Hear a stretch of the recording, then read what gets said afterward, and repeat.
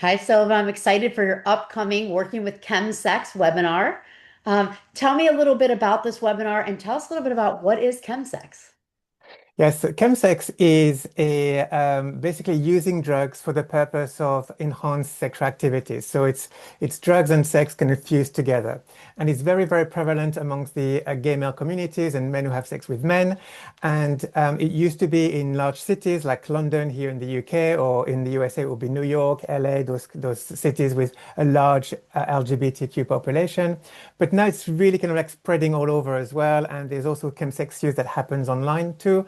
And it causes a lot of problems with gay men, but it's often really not discussed properly because people just don't know how to talk about this. And also in healthcare and even in the medical professions, it's really not looked at because there's a lot of stigma still about people practicing chemsex. Absolutely. So we're going to learn about ChemSex. Are we going to learn how to educate the public or work with the stigma that goes with it or how the stigma impacts the client? What are we going to learn about? Yeah, that's right. And really looking at all the elements that the therapist need to hold a client with chemsex. It's a very complex presentation. And often those clients fall through the cracks because they either go to an addiction service, which are not trained in sexology, or they go to maybe a sex therapy service and they're not knowing really much about the drugs or about the addiction side. And it's the one presentation that has the psychosexual element of it, which is really important that we can't ignore, but also the drug element. And so the therapist really has to be well versed in all of that.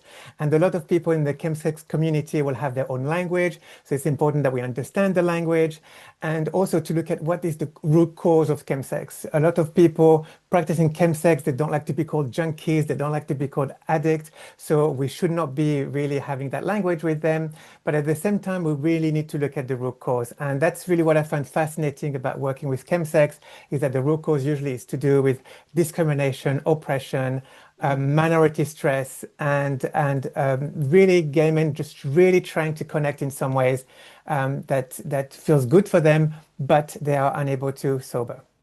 And if a therapist is not familiar, right, and it comes up, would you recommend they ask their client for the terms, what it means, or what certain drugs are, or do they need to really just go get educated and realize that they don't have this competence yet? Yeah, I think it's good to be educated first because I don't think that therapists should be educated by their clients. But at the same time, the language changes a lot, and especially with the online language, like the emojis mean something in the chemsex world mean specific things, and it's hard to keep up with all of that. So if there's one thing that it comes up in a session and you don't know what that is, it's okay to ask the client for it. But the client really needs to have a sense that broadly you kind of understand it. You've been Right. educated before about this. Yeah. I like that. You don't want to be, being taught by your clients. So one thing is okay, but if you realize but that's why this class is so important. We're going to Yes. learn about these things. Anything else you want to share, the little teaser for us? I think the really important things about chemsex, which we really don't talk about enough, is that often clients come to us when they really go when they're at the bottom of the spiral, when things are really, really bad for them. But it's really important to remember that at the beginning, the entry point of chemsex is for good reasons. It's people really trying to reach out for exploring the sexuality that they aren't able to explore outside of the chemsex world.